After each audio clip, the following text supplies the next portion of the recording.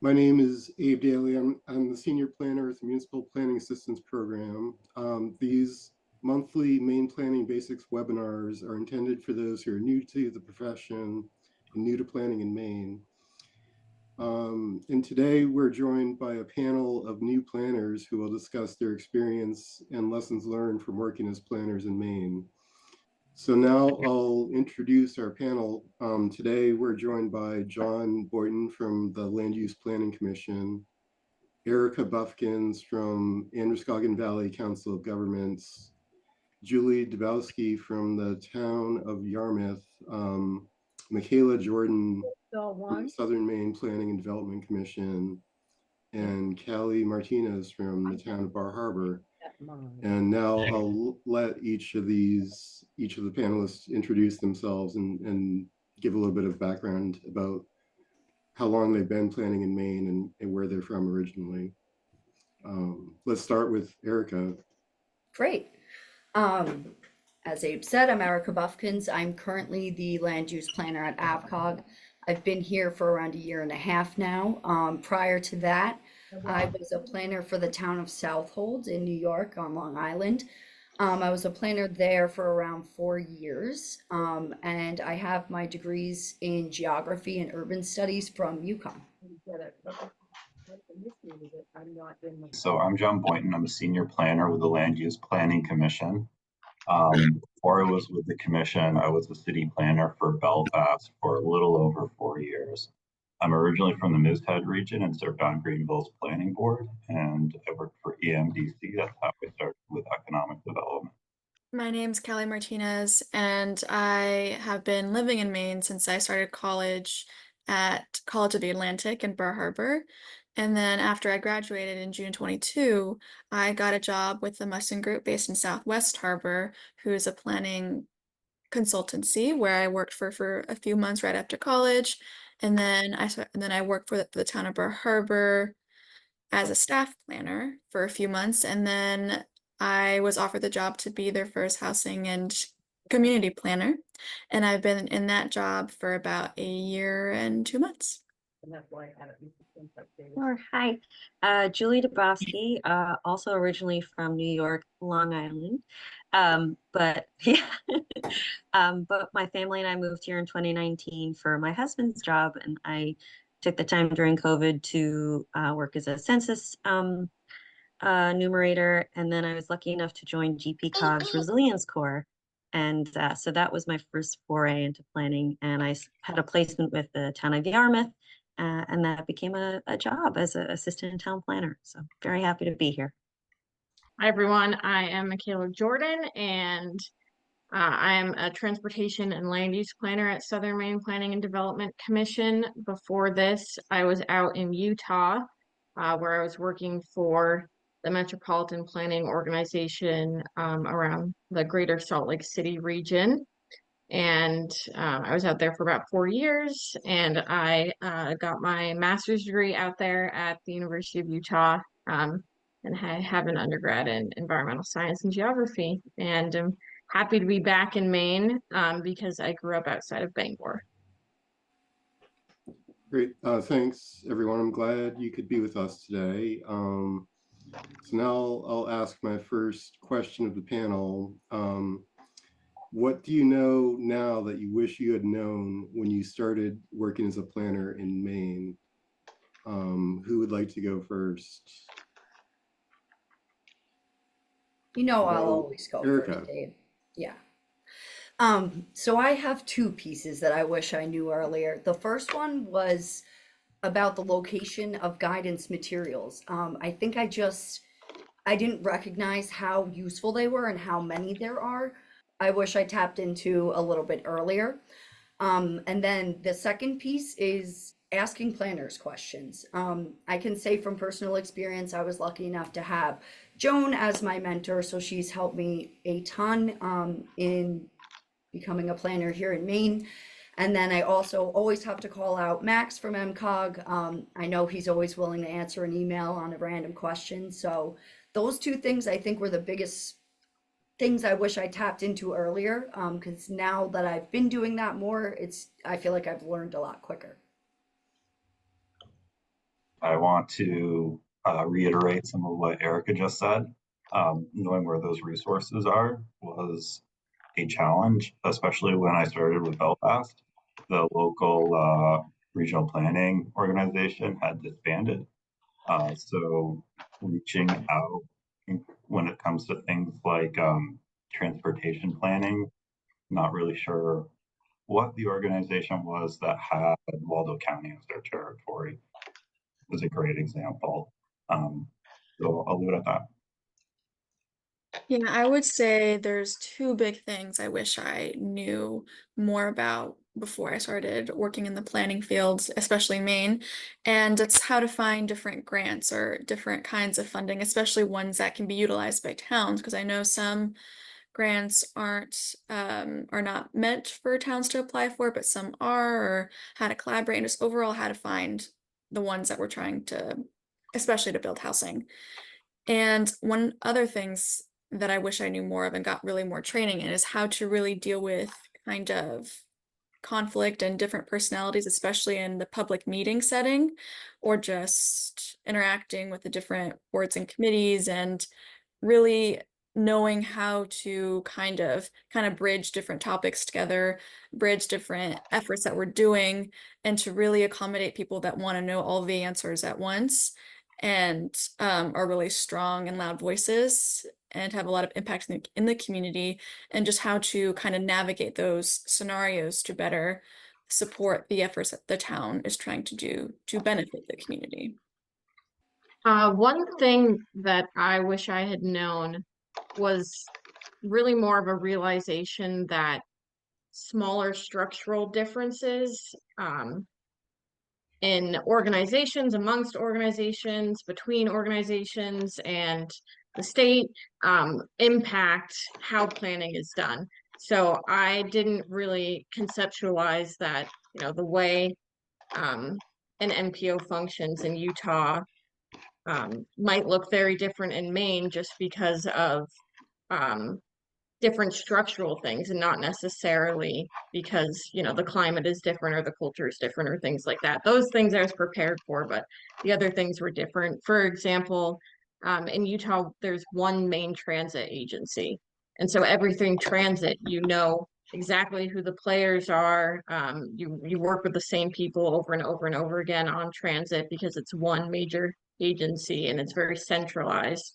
And in Maine, transit agencies are very decentralized, and so it has different challenges and opportunities because people are more expert at the specific like transit line or the destinations, which is amazing and really helpful because that knowledge wasn't necessarily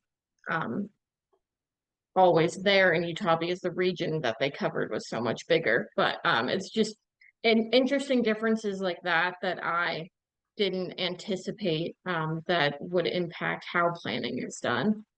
Well, I think I intimated this before, but I think because of doing the Resilience Corps and all the amazing resources that GPCOG provided, including Abe's reading list, which Abe, I think might actually just need to become statewide reading materials for everybody. It was just really good homework to do. I think I wish I'd also knew more about like the political landscape, because it still is very different to me from New York City. I think it surprised me how many people came in and just were like, I'm going to talk to the town manager. And here I was going, who's going to talk to the mayor? What? Wait, hold on. So a very different, almost like cultural and political landscape. So that is something I think I'm still learning. Abe, I don't know if you have any reading material on that or anyone else does, but still learning those differences 4 years in. So. And I'll add, I didn't introduce myself, but I've lived in Maine for most of my life. I grew up in southern Maine, and I went to USM and got a degree in economics and geography, and then went to the Muskie School and studied planning. And I got an internship at GPCOG and worked there for 7 or 8 years. And I know a lot now about the history of planning in Maine and why there are regional councils and why we have a growth management act or law, and why towns do comprehensive plans, but I felt like I was just thrown into it, and there's not really good background on why we're doing the things we do. And at the time I started working, there was a big, reduction in funding for regional councils, and it just felt like a very chaotic time, and it's hard to make sense out of it. And it felt like in southern Maine, it's different from other parts of Maine, where most of our members had full-time planning staff. And it just felt like the role for regional councils in southern Maine was very different compared to other parts of the state, and maybe hadn't been clearly defined, or it had been defined at one time, but things just changed incrementally over the years. And I'll echo what Michaela said. In Greater Portland, there's 7 regional transit agencies. There's 18 municipalities that are in the MPO. Every municipality is different. It's difficult to get everyone to agree to everything. That's been my experience. But I'll go on to the next question. How does planning in Maine compare to other places you have worked? I'll start. I'm happy to start. Oh, Okay. Michaela, please go. I can. well, I didn't want you to have to start every time, Erica. Thank That's you. a lot of pressure. Yes. So I have a few different observations about this. I think one, that there's a lot of different state legislation around planning in Maine, and it's not all exactly in the same place. And so that is a bit different than what I was used to, where there's kind of one key piece of legislation, and it was a bit shorter than what we have in Maine. Going off of that, comprehensive plans in Maine have a lot more requirements than what I was used to. So that is a piece of planning regulation that's quite different. In Utah, there were 4 required topic areas for a comprehensive plan. And we all know that the number of inventory chapters in ours, I think it's around 11 or 12. It's much more than 4. So that was a big difference. And then another difference that I've noticed is that in Maine, at least in southern Maine, ordinances between communities are more varied. In Utah, almost every community I worked with had based their ordinances on Salt Lake County's 1970s ordinances. And so, yes, they had been modernized and updated in different ways, but the structure and the formatting was pretty much consistent among every community. And so that's been an interesting difference because the ordinances here do seem to be more tailored to specific communities, which I think is a great thing. But as a regional planner, it also requires more work getting used to those nuances and differences in each set of ordinances. Okay, so the first thing that I noticed in coming from New York was it was just very surprising to me that there were places that didn't have zoning, and I'll just be straightforward with that. I remember calling my old boss and telling her they don't have zoning up here, like it was the biggest, craziest thing to me. But in the same token, I do think that allows for more flexibility.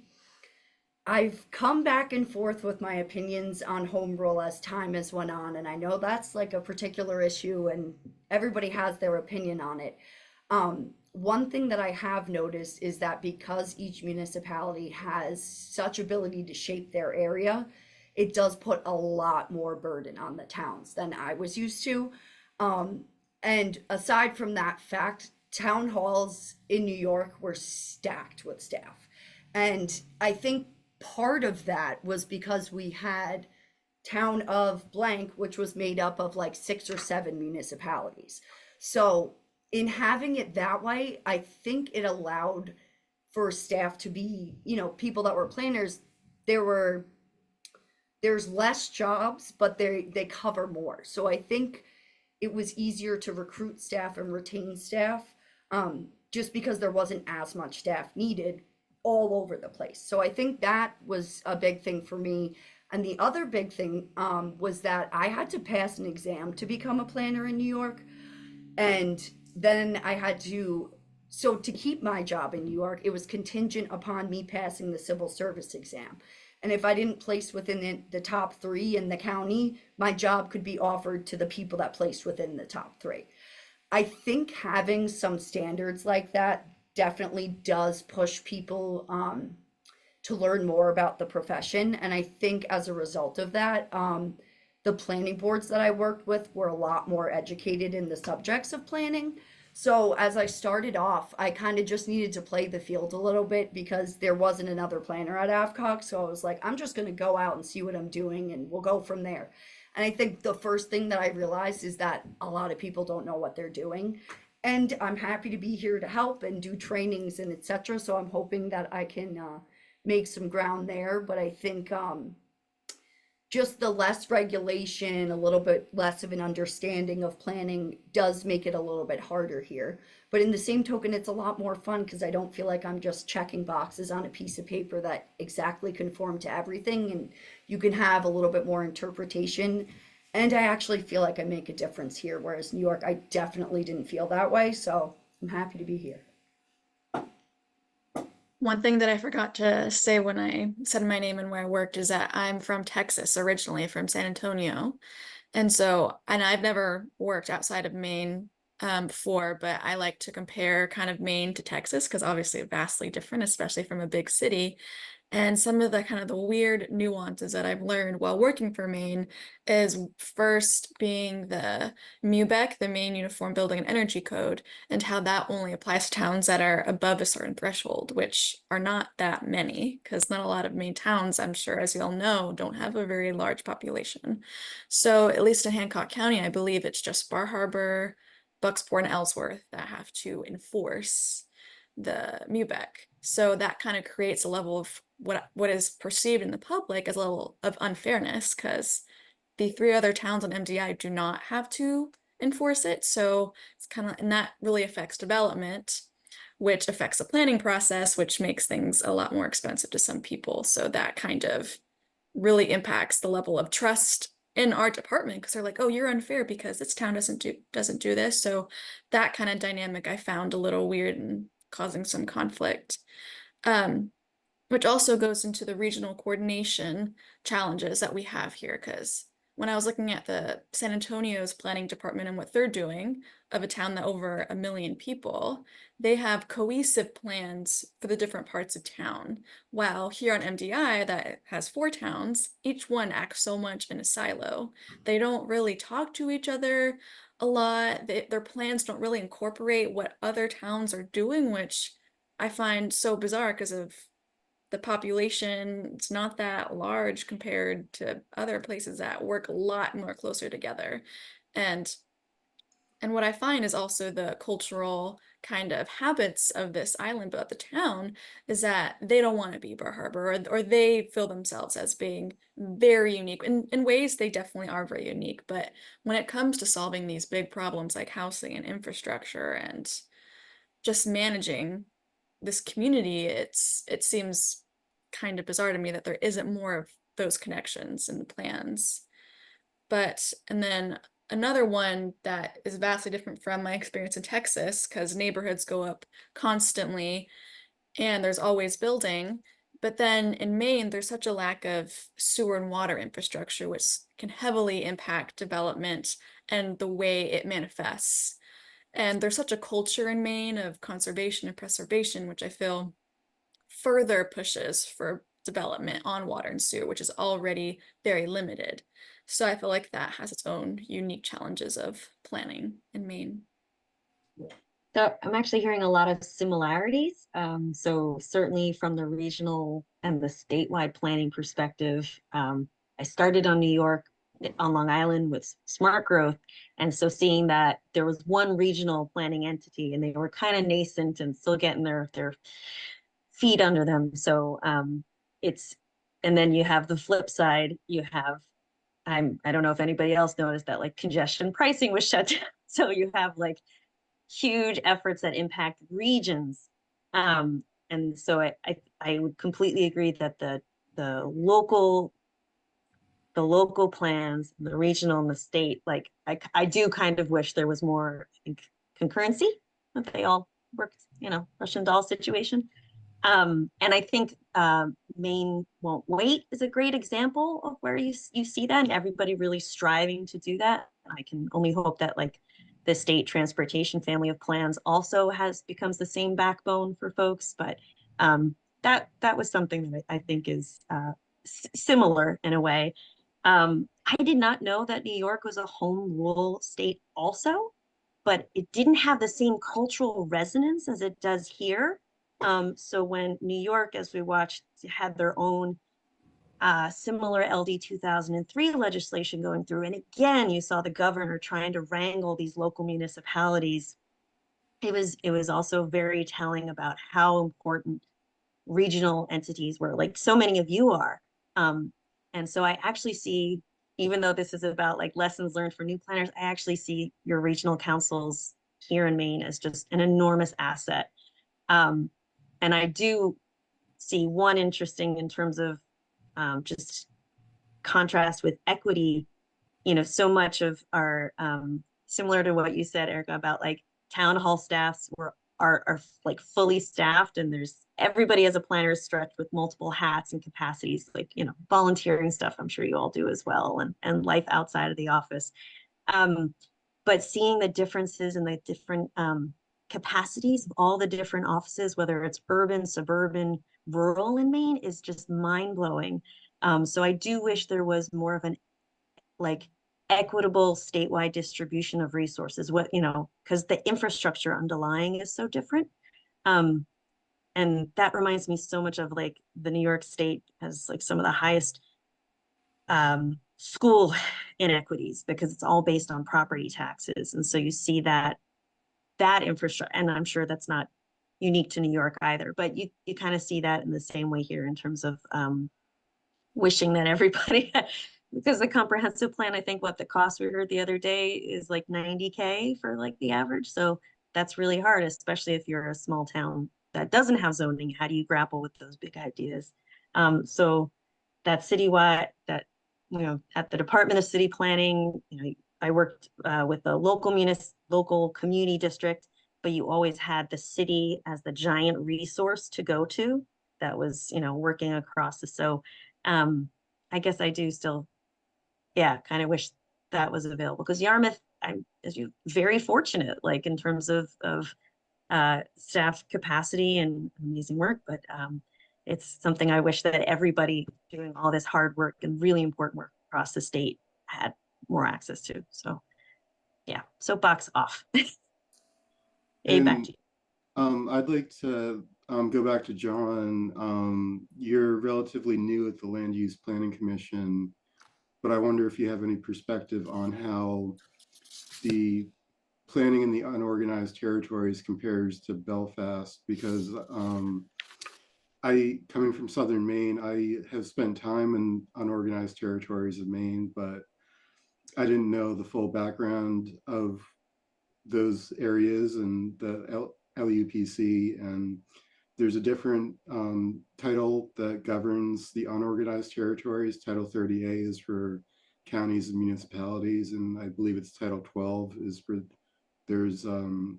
that's for the unorganized territories. Do you have any perspective on how working at the LUPC compares to working in a city? It's been interesting, Abe, because of the home rule part of the state structure. There's a lot of power that comes with it. And so when it comes to thinking about the whole, working for the city of Belfast, it was really easy to reach out to the public works director or the economic development director. So working with those different groups was relatively easy.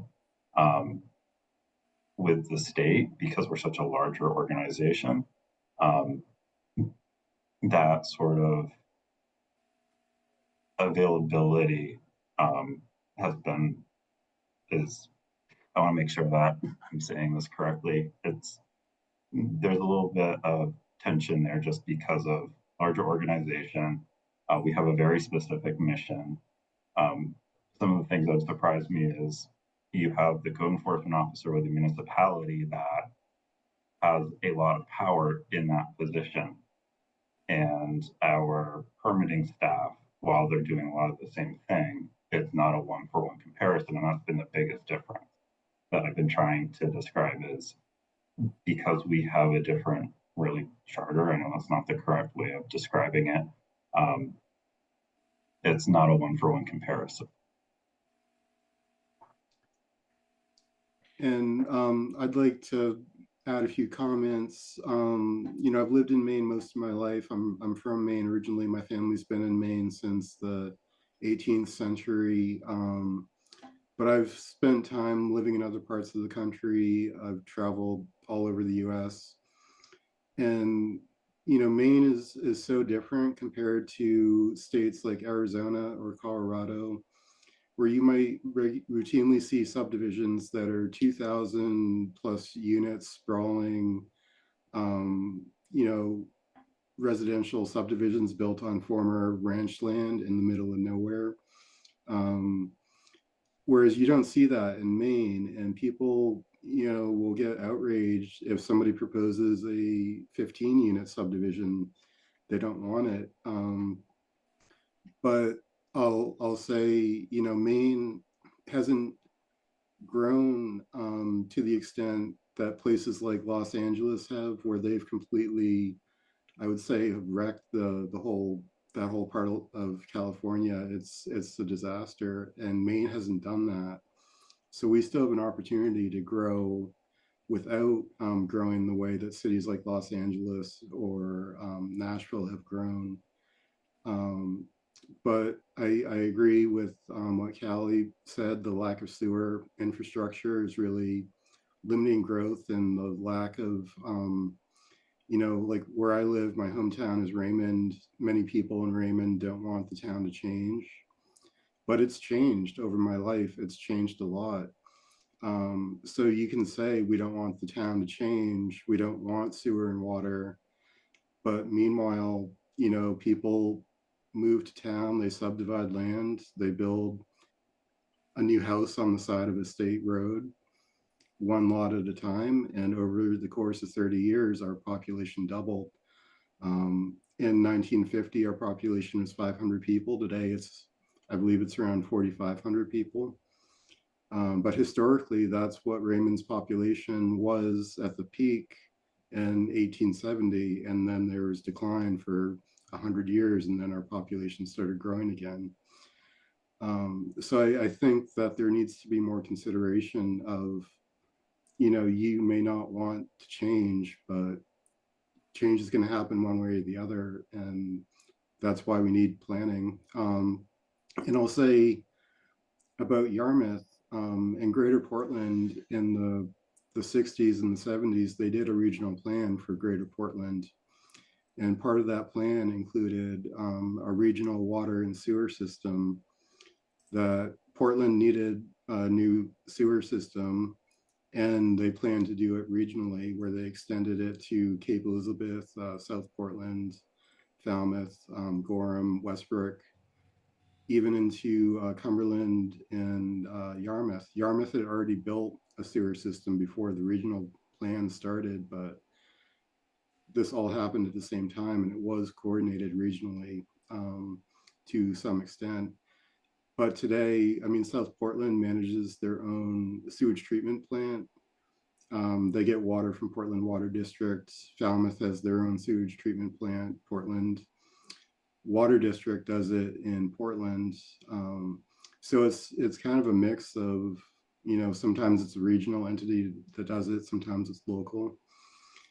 And I would say my perspective in Southern Maine is there is some regional coordination, but there's not, maybe not enough. I was looking at the growth areas that have been defined locally, and I see some towns where they have a growth area right up to the edge of the border with the next town. The next town doesn't have a growth area there. It's, you know, 5 miles down the road, that's their growth area. And that doesn't seem to be well coordinated. Maybe that's what they want in that town, but from a regional perspective, it doesn't make a lot of sense to me. So that's my perspective on that. I think, Abe, you had some when you were talking about Arizona and Los Angeles and Vegas, just, having spent several years planning out west, it is really interesting the difference there between tolerance of subdivisions, especially considering, we don't have a water quantity concern here in Maine, right? Our focus around water is on preserving water quality for the most part and on sea level rise if we're on the coast or have low lands. But out west, just accessing water is a huge issue. And yet you still see, as you pointed out, 2,000 home subdivisions created that are all hard top, impermeable surface, out in the middle of nowhere with no direct access to water. It's all piped in from far away. So that's a huge difference. And also a way that Maine has a big advantage, I think, is that we have this huge, strong culture of caring for the environment inherent in everything we do. And so, we haven't had a massive growth explosion yet. But even if we do, I think environmental considerations will heavily influence how we plan and accommodate growth and that they do today. Um, and I think Maine has the advantage of our, historic New England village development structure. You don't see that out west. Everything was built with the car for the most part. So everything is car focused to the scale of the car. I think Salt Lake City streets are an average like 3 times wider than any streets you see in any part of southern Maine. And so those challenges are a lot different. And it's been really nice coming back to Maine and having actual slow transportation, like slow car routes through our village centers, and that we don't have to worry about that as much as some other places. I was curious, did anybody else go to the Build Maine conference yesterday up in Skowhegan? I see one nod. Okay. So I think it was Mr. Lowe's drawings. He's the author of the Light Imprint Handbook, but he does these great drawings that show almost like build out scenarios, but but artistically, they're actually quite beautiful. But it also, the difference between those like Western subdivisions and what happens, to Abe's point, with death by 1,000 cuts gradually as the farm, sells off their land. And then like the big picture view of, exactly to your point about like the subdivision or the town borders that have the growth area right next to someone's limited growth area, rural road, and like just what that looks like from that macro view. And I just think that was a beautiful takeaway in terms of a discussion of like new planners and looking at that local home rule control and then the regional and then state. It's like, I just want someone to draw a beautiful tapestry of that for Maine too, and just to see what that looks like all together. So, just another homework for you guys to do at this date.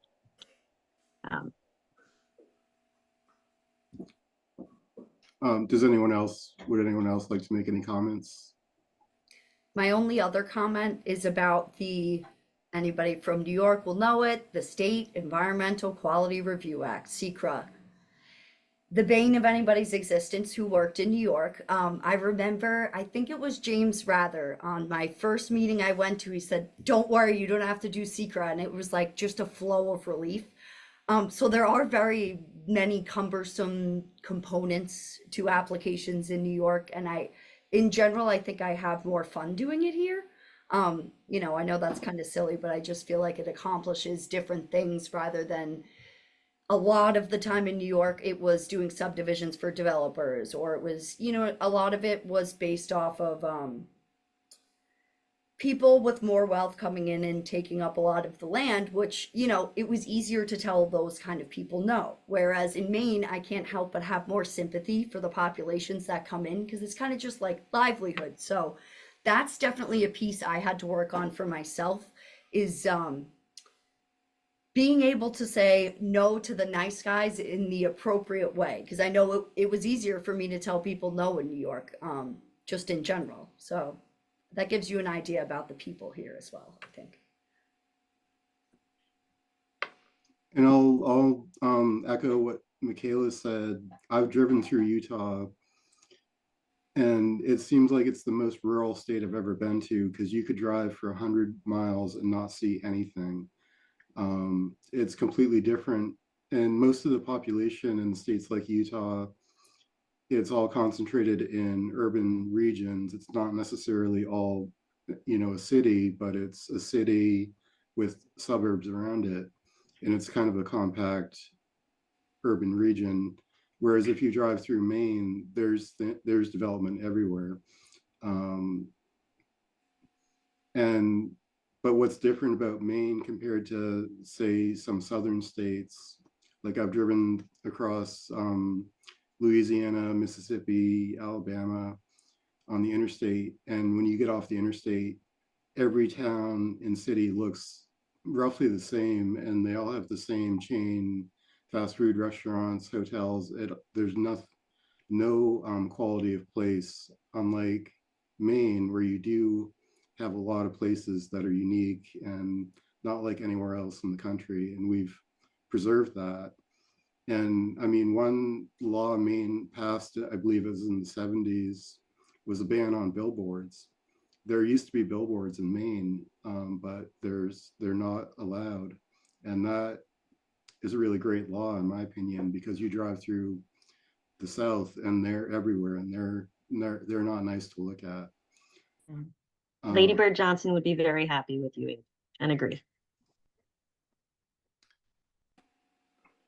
So another question, and this may be a little similar to the first question. What important lessons have you learned from working as a planner in Maine? Okay, so this is something I've learned within the last few weeks is the importance of note taking for the people that follow after you in your role. For me, I had John Maloney before me, who was like master record keeper, that I can go through my files. And what I'll do sometimes is just read through like an entire application that he went through so that I can kind of just get the thought process that he was thinking of. So I have a lot of his material, and then Shelley Norton, I'm not sure if she's on this call, but she left great records as well. So I think one of the main ways I learned how to teach myself and just become familiarized was reading through other people's work from start to finish and just following a project. And then probably the other thing is that people are much easier to talk to here. So if you have a question, like I'll pick up the phone and I can call someone and they'll actually answer and be happy to answer. So I know at first I was just a little intimidated, you know, coming from New York, it's like you're the little guy, you don't really want to like push anybody. It was just no one would answer your call if you were going to call them. Whereas I feel here, everybody is so forthcoming with information, and anybody I have reached out to for assistance was more than happy to help. That if you are early on in the process, email people, call people. Even for me, joining MAP and being on the board for MAP led for me to talk to so many more people and just get more of an understanding that I think a lot of what has helped me is just talking with other people in the profession. So if you're new, don't be afraid to just ask random questions because people are usually really happy to help. Yeah, absolutely. So one of the first things that I started to figure out after I had started working for the city was knowing who the players are, knowing who you're dealing with. And that's going to help you meet some of the goals that you're working towards when it comes to policy. Because at the end of the day, if you can't get something passed by the select board or the council, kind of just wasted everybody's time. Um, and part of that is with relationships. I would just want to make sure I have all these pieces down. So it boils down to those people. You have the different groups you're working with, and I was always coaching the different committees that, like, this has to go through the planning board process. This then has to be approved by the city council. The city council may not like what you're proposing. Is there a different way we can either pitch this, or is there something else we should be working on? One of the lessons that I've learned that I'm still learning to get better at is that to improve upon public engagement.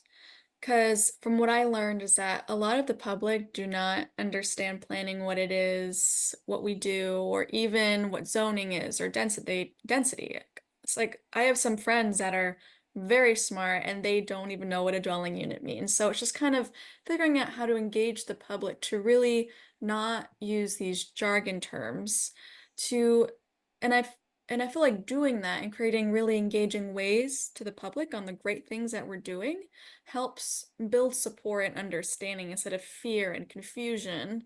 Because fear, I feel like, is one of the strongest emotions that if people don't understand or they're scared, they're not going to support something. And then that's just going to prolong the change that we need to have. So I feel like utilizing your website, making sure it makes sense, making sure the information is there and it's clear and the public can find it. But also utilizing your social medias, Facebooks, your like newsletters, if like some websites have that, or just having meetings in really fun areas. Like we've had meetings in restaurants, at libraries, and we record some of the meetings. And I feel like those kind of engagement opportunities really gather a lot of people, a lot of interest, and kind of go to where they're at. And I feel like we're all getting better at that and trying to explain things in a way that are not really boring, that are actually really interesting. And I feel like slowly that'll start to really build trust, but also to build an understanding of what we're doing and how it kind of connects everything together: housing, transportation, climate efforts. Yeah, I think that's a good point. My background, I'm what you might call a wonk. I'm really into economic policy and maps and data. And one thing I struggled with at my last job was I always used a lot of complex jargon when I write and talk, and the executive director always made us spell out acronyms, don't use acronyms, speak plainly. And it's really important to communicate in a way that the general public will understand what you're saying, which that's something I've always struggled with. People I work with at the state know that I'll send, a 5-page email, and they can't even read it. They don't have time to read it. They need send me like one sentence. And that's something I struggle with. So how about Julie? Well, a couple of I totally agree, Kelly, and that's something that we tried to do with our comp plan, and that has been a lot of fun. And I would agree, Erica, with your creativity about how there's a lot more freedom. I don't know if I would have been able to do any of the fun stuff we did with our comp plan back in New York City. But I think lessons I learned specifically because I'm from away, it's for me particular, recognizing the new cultural and history that I know nothing about. I'm a lifelong New Yorker, so I went to the Yarmouth Library. I did a bunch of history reading books. I went to the History Center so I could really learn about the history of the town and of Maine. Of course, Abe's stellar reading list. And so just to get a foundational, so I would agree just learning about the legislative history too and all the past planning work that's still on my to-do list, as who knows how long it's going to take, but I'm going to get there. And learning from other towns, even when I was in the Resilience Corps as part of research, even outside of GPCOG's realm, I was looking at communities like the work of Biddeford, Kennebunkport, South Portland, Belfast, Ellsworth, and some of the things that they've done in different topics, whether it was housing or complete streets work in Scarborough. So opportunities to look beyond your regional council also was really great, which made me realize that it took me many years to be like, well, many, feels like many, 4 years. Okay. To say, I can go to a conference. I can actually get to Grow Smart Maine this year and, build Maine. And I do think that for professional development, those entities are really great. I still don't feel like I have anything to contribute productively or like know how, but I'm learning a lot. And so it just took me a long time as an assistant planner to be like, oh, I'm overwhelmed with not knowing and knowing that I know nothing to actually go. So I don't know where everybody else, all the faces without their screens on, are coming from, but I would highly recommend doing that, even if you feel overwhelmed and have tons of work to do, because you learn so much. And as John, you pointed out, you're building those relationships and actually getting meet the people who pick up the phone when you call to ask a question, like, Eli Rubin from South Portland. Just everyone's super helpful. So those are like my 3 lessons. And then the 4th one regarding Callie, to your point of outreach, municipal television. So not Maine being the oldest state, I still have to remember how like my 95-year-old grandmother would get her news and connect to New York City government because she was a pink diaper Tommy baby, so it's not necessarily the Times here. It's local papers if they still exist. It's for us, it's working with the forecaster, but public radio and municipal television station, like that is a resource if you have it, to use it. And I will tout South Portland's doing great work right now with their new program, and they're tying it to social media to show those inner workings and to use those not wonky terms that ones we love, but to kind of translate it. And I think then they're really doing an intergenerational diverse outreach engagement platform. So I don't think I can praise them enough on that. But those would be the 4 lessons, is that there's room for creativity and know your history. So I think one of my big lessons learned is that even in small Maine towns, there's local politics going on that can throw a wrench in your planning work if you're not careful. And I honestly wasn't expecting that because, I'm a born and raised Mainer, and Mainers tend to be pretty blunt and pretty upfront about their feelings. So I didn't really have my guard up around certain planning boards at first, because I was like, oh, if they're saying this in the meeting, that's what their email to me is also going to say. And then I slowly discovered that that was not the case. So that's been a good lessons learned, to remember that, the politics of, not just even strictly political things, but of interpersonal dynamics and things like that, are happening even in the smallest of Maine communities, and sometimes even more so.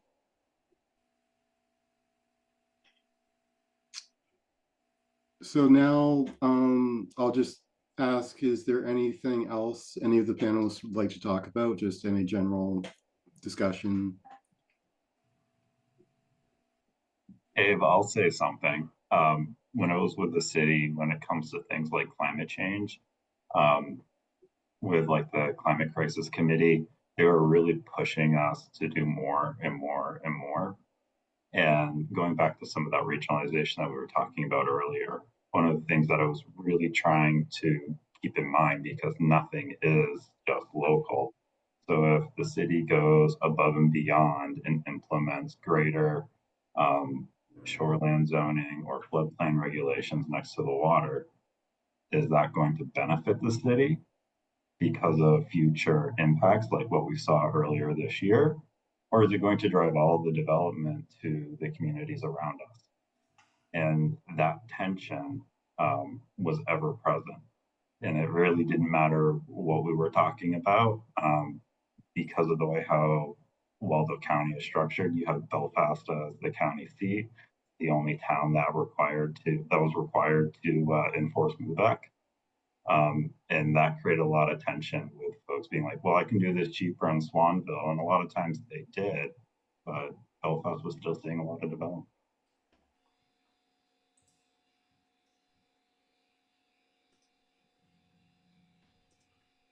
So there's a question in the chat: where can we get Abe's reading list? I guess I'll have to take another look at it and maybe send it out. but yeah, there's a lot of information available online. I've done a lot of deep dives into the digital Maine archives recently, and the topic of regionalization has been discussed for a long time in Maine. And I believe around 20 years ago, there were some changes that were made to the growth management law to enable municipalities to do regional plans, regional comprehensive plans, regional transportation plans. There used to be money available to do regional transportation projects between multiple municipalities, and that funding, as far as I can tell, is not as available as it used to be. But that has been a topic that's been discussed in the past. And if you go back far enough, there's a report from 1983 when Joe Brennan was the governor, and I believe Richard Berenger was the director of the state planning office. And this report asked a lot of big questions. What is Maine going to look like in 1990? What's it going to look like after 1990? At the time they were writing the report, Maine had 498 municipalities. They asked, does this make sense? Will, small towns in northern Maine that have been losing population, will they be able to continue to govern themselves? How is that going to work? Will there be a point where towns have to explore regionalization? And I see some of that has happened in northern Maine. There are several small towns in Penobscot County that share fire and EMS, transfer stations. So that, and of course, regional schools that's been a big way that towns have regionalized services. So that has happened to some extent, even though the towns have remained independent of each other. They still have their own select boards and exist as towns.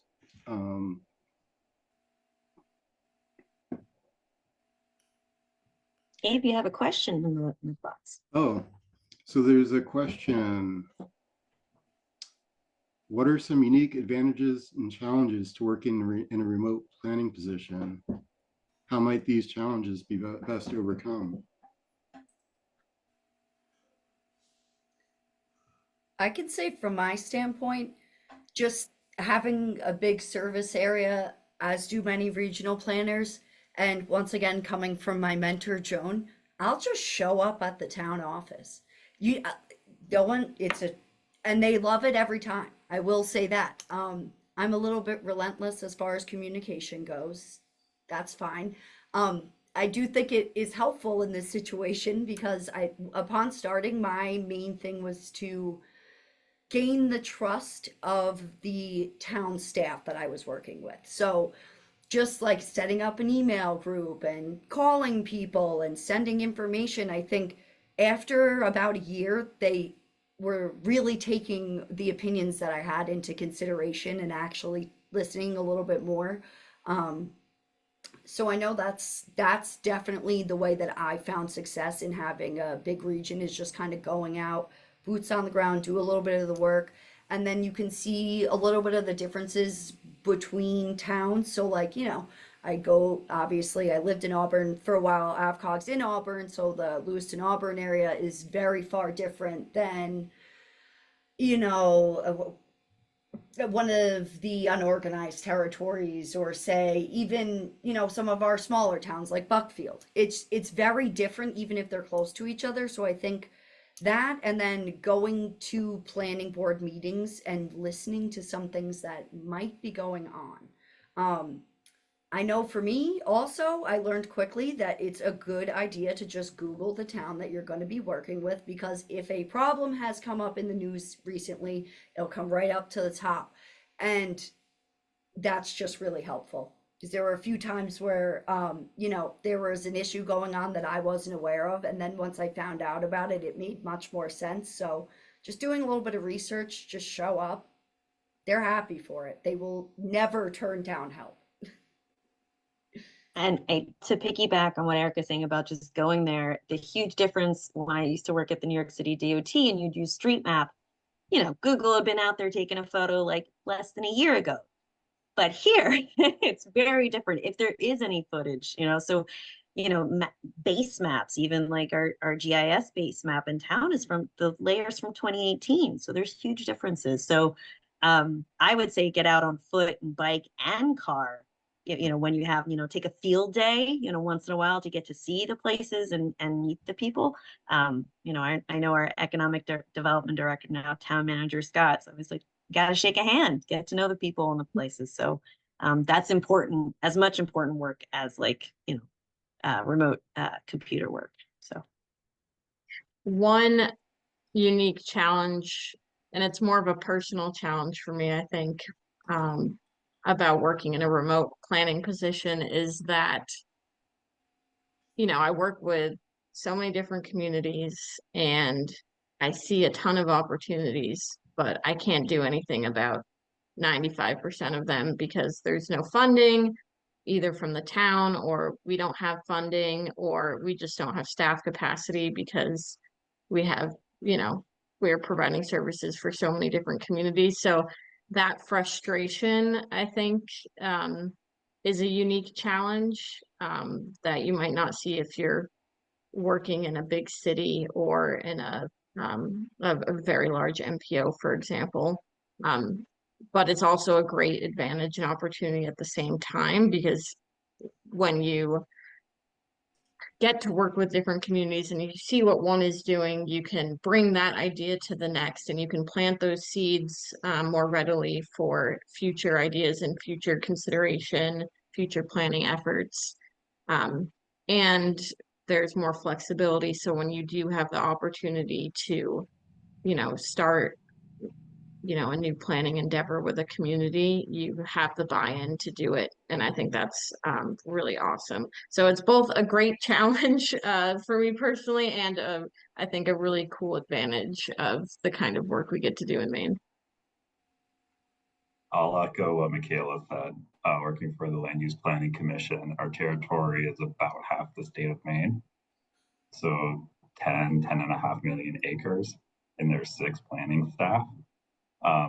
So comparing that with the city where you got to know the place that you're working in very intimately, you don't have that luxury.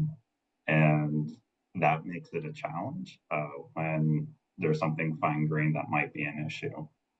Although in contrast to that, because I'm not working in such a fine-grained locality, you get to look at the big picture in ways that I wasn't able to do with the city because that was outside of our jurisdiction.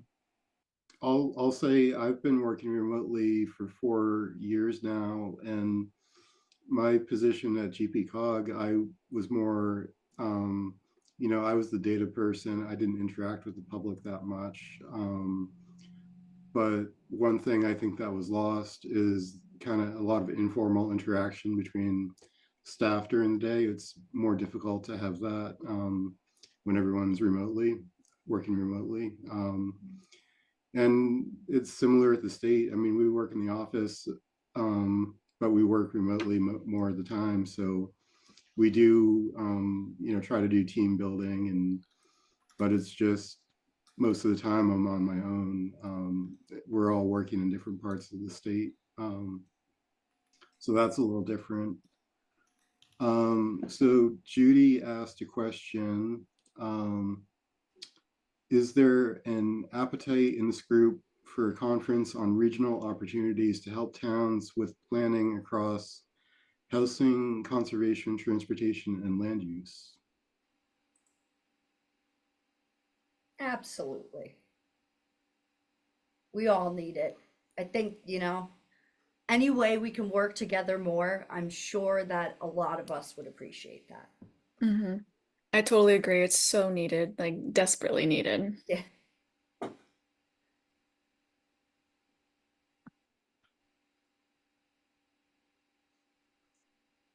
I had a question related to public engagement. I'm definitely really interested in kind of what you were mentioning, Kelly, about how we can communicate these really complex topics to people who are unfamiliar. And so I wonder if anyone has any kind of specific examples just of either specific challenges with any specific topics or projects or plans with communicating those to either the public or with other partners that you're working with, or any successes. Just kind of curious to hear about that. Yeah, I guess I would say the biggest successes that we have is when we really simplify as much as possible. And it's been difficult because you feel like you're leaving out a lot of key aspects, but sometimes that's okay. Sometimes saying the simplest version, using a lot of visuals, kind of using real people, like humanizing stories, really helps ground people and really understanding what we're doing actually looks like in real life. Because when you, like, for example, when you discuss a land use amendment, you can explain what's in there and like the language, but people don't really get what that means in real life. So it's really about using people, using visuals, like what a type of house looks like, what this transportation plan actually looks like, and then that gives a sense how it impacts the community and who it impacts. And I feel like when we do that, that is able to digest better, because when we say too much at once, despite not using jargon, people get confused and they don't understand, they get overwhelmed and they don't take away. So it's really figuring out what is the biggest takeaways and then trying to say that in like a story or visual format. I find the most effective. I very much agree with you, Callie. I feel like the more education you give on it, the less resistance you get. I know for me, right after I started was when it was like, all right, let's introduce LD 2003 to most of our towns. And I walked into the first meeting and everybody was like, who are you and what are you telling us to do? And I was like, okay, wait a minute. So I decided to take a bunch of steps back and just make like a little one pager of the absolute basics. And then I kind of met with multiple planning boards just to be like, guys, it isn't as scary as you think. And I blatantly said, guys, it isn't as scary as you think. And like just having that a little bit of casual mixed in, obviously not too informal, but just regular conversation, I feel like absolutely helped for them to understand rather than listening, just listening at least. So I think just going for it and talking to them. And it's hard sometimes. I know for me, I rewrote somebody's ordinance and they're like, you ruined our ordinance, because it was right after everything with LD 2003. And then it was like 2 weeks later, I went there and it was Valentine's Day and they bought me a little chocolate heart and they were like, we're so grateful for everything you did for us. You helped us understand. So they, even if they start off a little bit grumpy, once you start to explain it to them in like just a plain way and, almost not trying to defend it. I think that was another thing for me, is that I was like, no, but I want to be able to be like, this is right. But just coming in it like in a little bit more of a like hands-off manner and letting them interpret it and letting them get their little grievances out and then going forward has really helped me personally for that. And I think it's helped just even when I'm in planning board meetings, processing applications and, just some good old conversation. Yeah. Go No, ahead, you Michaela. go. No, you go. Thanks. Just real quickly, I would echo the visual tools piece. I got some blank stares with LD 2003 as well, and then I created this visual that has, lot lines and little houses and ADUs, and once I started using that, people were like, "Oh, okay." It really just needed like something to break down all of the legalese into pictures. I used a game, and I kind of, I might have kind of embarrassed the planning board a smidge, but it was using photos, basically had them guess how many dwelling units were in the different houses also. And that was kind of like a little breakthrough to kind of be like, all right, let's all use our imaginations now. So photos, but then when Jeff Levine took it also like and used it in another info session, I felt so proud. So I think it does work really well. I would say the only thing that I wish in terms of public engagement. And I think, of course, it varies based on where you are in Maine. And Abe, thank you for posting that link, because I remember looking at it when I was in the Resilience Corps, that engagement PDF, particularly for languages. I was so used to coming from the resources of New York City with instant translation and multiple, like all of my DOT materials that I would put out literally into the street when a project was coming had translation. So I think that that's something is something I know that I wish I could do more of, just so that you're being more inclusive, because I think certainly ADA and visual disability is something I personally know, you know, comes into the forefront of my mind with engagement materials. But I think that is something that I knowing where those resources are, or local organizations, and compensating them for those services is something that I wish we had access to. So thank you for sharing that, Abe. Does anyone else have any questions? Abe, do you know where everyone's from who's on the call? Take a survey. I don't. I've met a fair amount of people that were planners on Long Island, and I absolutely didn't think that would happen, and I get excited every single time. I could ask a question, I suppose. One thing I've learned in Maine is, it's not a secret or anything, but the population is relatively older. So I'm curious, as newer planners, how you balance the needs of the aging population with the needs of planning for the future. And I'm sure it's all sort of locally town dependent, but I'm just curious to get your thoughts on anything that's come up or strategies you've considered or anything along those lines. I'll jump and start us off on this one. So Utah has the youngest average age in the country. But the same people show up to planning board and city council meetings and open houses out in Utah as they do in Maine. So even though the background demographics of the state are very different, the input received is the same. So that's been interesting, and I think a little bit easier in Maine because it's who shows up is a bit more reflective of who lives there. However, yeah, when you're looking ahead, it's very hard to get people to project, 30, 40, 50 years into the future to what younger people need.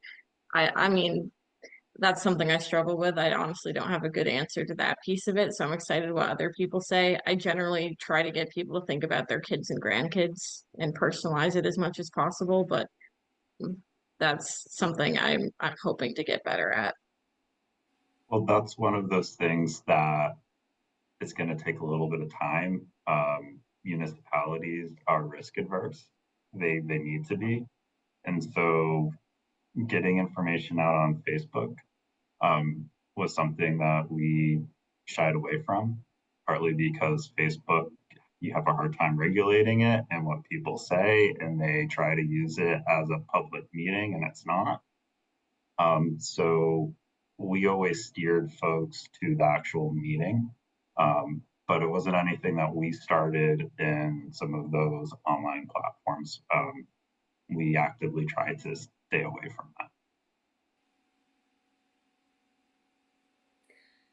My little piece as far as, well, I'm thinking more so on like planning for the aging population, and I think I have a unique perspective on it simply because my grandparents lived in my house when I got older.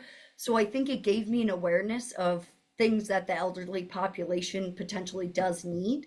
And then in working with my towns and just, everything with housing, and talking to people that are of the older population, most of them don't want a big house anymore, but they have no other options. So I know for me, this is a random example, but there's this really, really big nursing home in the town that I used to work in. And when they opened that, it opened up so many housing units because it was a facility that had nurse care on site, they had food, etc. They had all of their services in one area, and to them that was so attractive. They didn't want the whole. So I've been trying to think about ways how I can incorporate that in a little bit, like thinking of how we can provide services to the aging population that in turn will then provide more opportunities for the younger population. Because I think, you know, just kind of investing in that will then like loop itself around. Because, you know, for me, I did also just buy a house. So I know when I was searching for a house, I was competing with a lot of people who were in their 60s because they didn't want a big house anymore, but they wanted something cheaper. So I think if we find ways to blend them with what's happening, it'll end up in turn then helping the other populations. A big thing that I thought was crazy is the lack of access to medical care and or prescriptions in Maine. That was something that was very foreign to me. So I've been trying to think about those sort of things, just this type of services they would need, and thinking about ways to, you know, blend that in the comp plan and just long range planning and, you know, short range. So that's my little tidbit. Yeah, I totally agree with that. And we have been discussing housing a lot in Bar Harbor, specific when it comes to the aging population. And we've had members of the public come and discuss this with us. And we've experienced a few nursing homes that have closed in our area. Not sure why, but that has definitely impacted the ability for these aging people to be able to go to a more affordable place, because a lot of them do own big houses. And the MDI hospital recently came out with a report saying that the biggest barrier to providing their services is housing, because as the population ages, like Erica just said, they need more services, they need more care, but then the staff can't find housing to provide those care. So there are struggles a lot with that. And definitely a very complex problem. And I think people want to live closer to downtown because they want to walk, they don't want to drive because the parking here is insane and they can't find parking. So it's definitely a very multifaceted thing. And especially, I feel like in touristy areas, it's even more complex.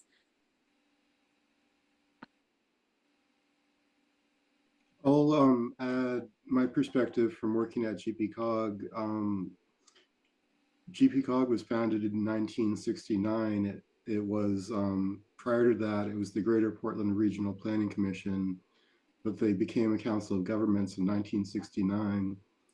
When I started at GPCOG in 2013, there were still staff that were hired by the second executive director, Osmond Bonzi, in the 1970s. And I've met planners who worked at GPCOG in the 70s. They're still out there. People like Frank O'Hara, Evan Rickert, the former director of PAX, John Duncan, had been there for over 30 years. And I learned a lot from talking with him. And so when I started, I would say most of the people that worked at GPCOG were from maybe not Maine, but New England at least, maybe as far away as Massachusetts. Many of them had been there for a long time. Our former office manager retired in 2018 after working at GPCOG for 40 years. But over the time I worked there, a lot of the old timers retired and our office became much more diverse. We had staff come in from as far away places as like Julie from New York, people from California, Africa, Japan, much younger. There was a time when I was the youngest person. Suddenly I became one of the oldest people, and many of the newer staff were under 30. It was a big change for me. And I think you're seeing that happen in Maine. There's a lot of new people that are moving here because people are retiring, and they need young workers to come in and replace them. And I think that is the biggest barrier to attracting new workers to Maine right now. Is there's a lack of affordable housing for workers.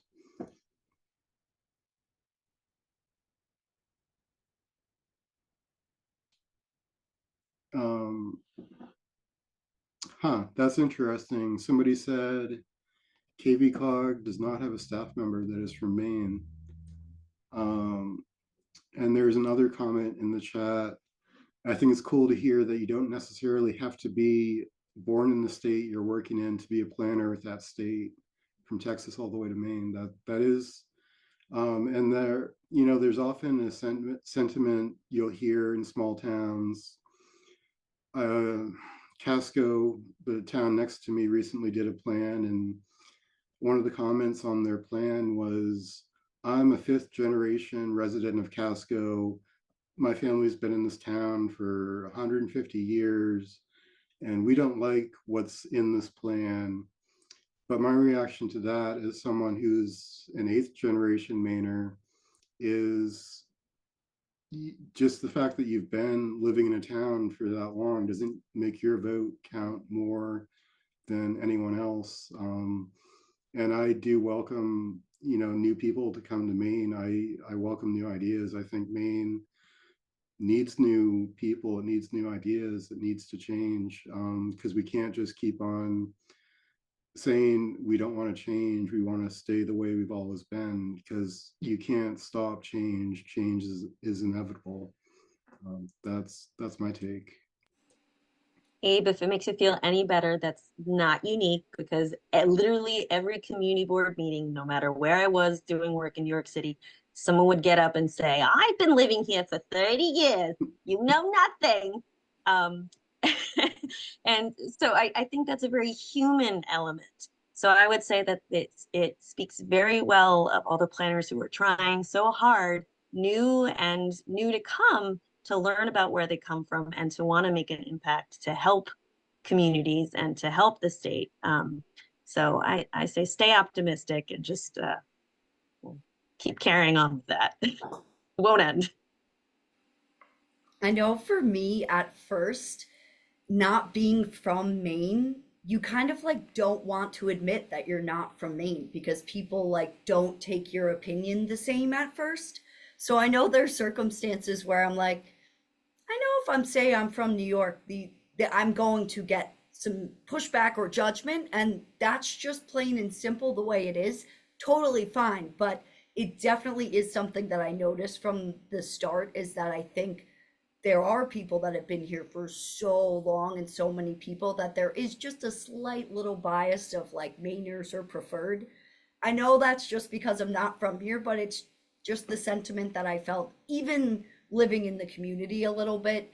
People don't tend to love people that aren't from Maine. It is different depending on where I am. If I'm in Auburn, it's definitely very much no. But I just moved to Monmouth, and everybody that's from there and knows that I'm not from Maine is like, welcome, we're so happy you're here. So it really is different everywhere. But that is definitely something I noticed upon moving here, is that it's like one of the first questions people ask you, like, so you're from Maine? And you're like, no, sorry, So I think the perspectives of that will just change over time, because people don't like change, and you're not from here. You might have different ideas, but I think as time goes on, it'll get different. Didn't bother me any. I'm still here, so I think it's just interesting. Hey, Erica, Yeah, now you can say you're from Auburn. that's true. That's true.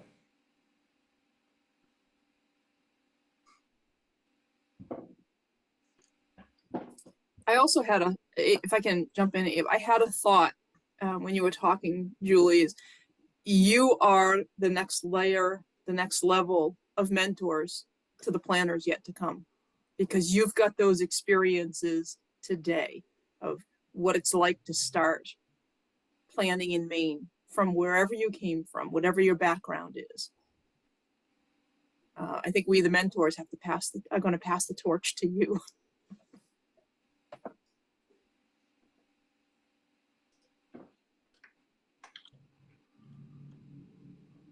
And I'll, to the person who asked about my reading list, I'm going to put my email in the chat, and just drop me an email if you'd like that list.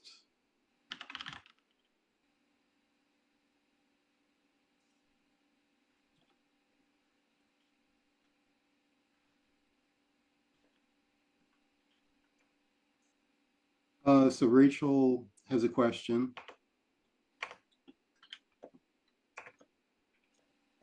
I I noticed we had 5 minutes and I had a question. I don't think I could type it fast. But I was wondering, is anyone going for their AICP exams this year?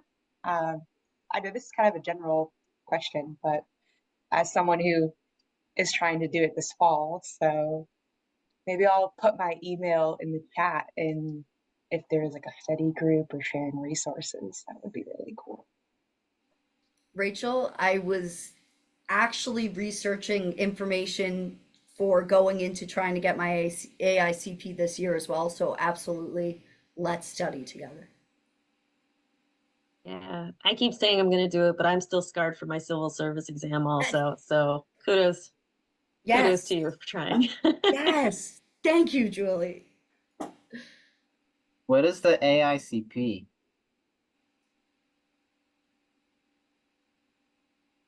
Answer that because I proposed it. So it's a certification through the American Institute of Certified Planners. Anybody correct me if I'm wrong. I don't know why I'm the one speaking right now, but thank you. That's it, Joan. Perfect. AICP is the professional certification for planners through the American Planning Association. So in some states, like in Florida, where you have to be certified or licensed, if you have the AICP, the national certification, you can avoid having to take that competency exam. I don't know how other states are, but that's the way it used to be in Florida. I'm not from Florida, but my brother was a planner in Florida, so I know that. And I also say it's definitely worth, if you have, even I with test anxiety, passed the exam a long time ago. It's a totally different exam now, different method of testing, different topic areas in some respects, but it's definitely worth doing, especially if you don't have a planning degree, because studying for that exam can add to your knowledge and make you more aware of different disciplines, different aspects of planning, and give you a broader perspective. The one thing I will caution you that I was taught when I took the exam back in 1998 was, when you see questions about small towns, don't think of Maine.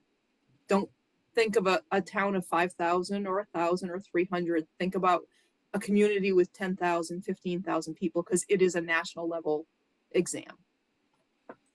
Good luck.